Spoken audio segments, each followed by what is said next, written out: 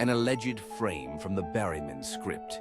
Artwork by Queen Camille. The buried alive model, often referred to as its code, the Berryman script, was to be found on the final story of the Pokemon Tower, in what has now been replaced with the Marowak Ghost.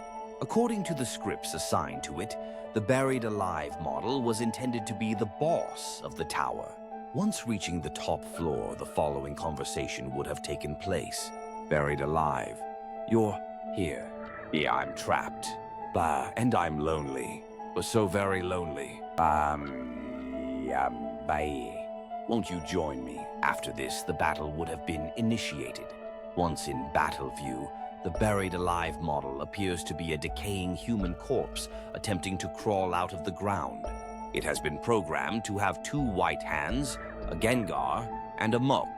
Strangely enough, a protocol for the buried alive's actions after it was defeated were not written. In the case of the player defeating him, the game would freeze. However, a specific ending was written by an unknown programmer upon losing the battle. In this ending, the buried alive was to have stated, "Finally, fresh meat," followed by several lines of gibberish. He was to have then dragged the player character into the ground surrounding him. The scene would finish with a typical game over screen.